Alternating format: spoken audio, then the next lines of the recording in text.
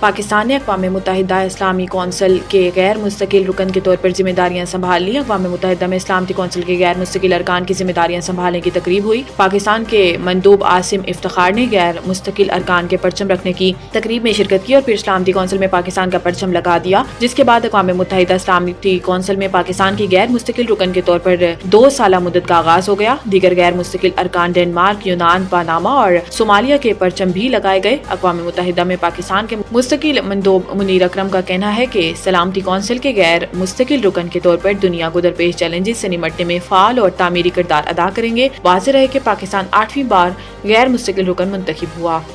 مذاکرات خان کے حکم پر شروع ہوئے، کیسے کرنے ہیں وہی فیصلہ کریں گے۔ گنڈا پور گزشتہ روز حکومت اور پی ٹی آئی کے درمیان مذاکرات کا دوسرا دور ہوا۔ پی ٹی آئی نے تحریری مطالبات پر عمران خان سے مشاورت کے لیے مزید وقت مانگ لیا۔ مذاکراتی کمیٹی کے اجلاس کے بعد صحافیوں سے کی گئی گفتگو میں علی امین گنڈا پور کا کہنا تھا کہ مذاکرات کے لیے کمیٹی بنی ہے تو لگتا ہے کہ وہ مسائل کا حل چاہتے ہیں۔ میں بیک ڈور والا نہیں، کھلی کتاب ہوں، بیٹھ کر جمہوری طریقے سے معاملات کو حل کرنا چاہیے۔ کرم واقعات میں علی امین گنڈا پور کا کہنا تھا کہ کرم واقعات آج کے نہیں 50 سال سے چلے آ رہے ہیں، تاہم معاملات کو کچھ اسلوبی سے حل کر لیا گیا ہے۔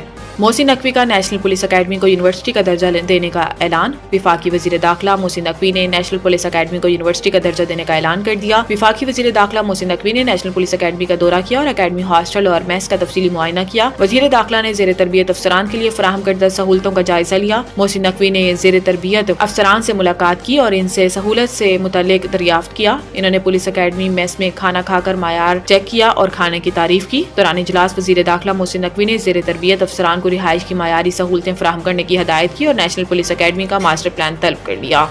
اسلام آباد ایئرپورٹ کی نجکاری کے لیے فائنینشیل بڈ، ترک کمپنیوں کی بڑی پیشکش۔ فائنینشیل بڈ کھولنے کی تقریب کراچی میں Pakistan airport authority headquarter میں ہوئی، جس دوران بڈ میں شارٹ لسٹ ہونے والی واحد ترک کمپنی نے حصہ لیا۔ ترجمان پاکستان ایئرپورٹ اتھارٹی کے مطابق کمپنی نے اسلام آباد انٹرنیشنل ایئرپورٹ کی آمدنی کا 47.25% حصہ دینے کی پیشکش کی ہے۔ پی اے ذرائع کا بتانا ہے کہ ترک کمپنی کی پیشکش کے جائزے کے لیے transaction adviser I F C میں بھیجی جائے گی۔ آئی ایف سی اپنی جائزہ رپورٹ 9 جنوری تک پی آئی اے کو پیش کرے گی، تاہم ترک کمپنی کی پیشکش کی حتمی منظوری وفاقی کابینہ دے گی۔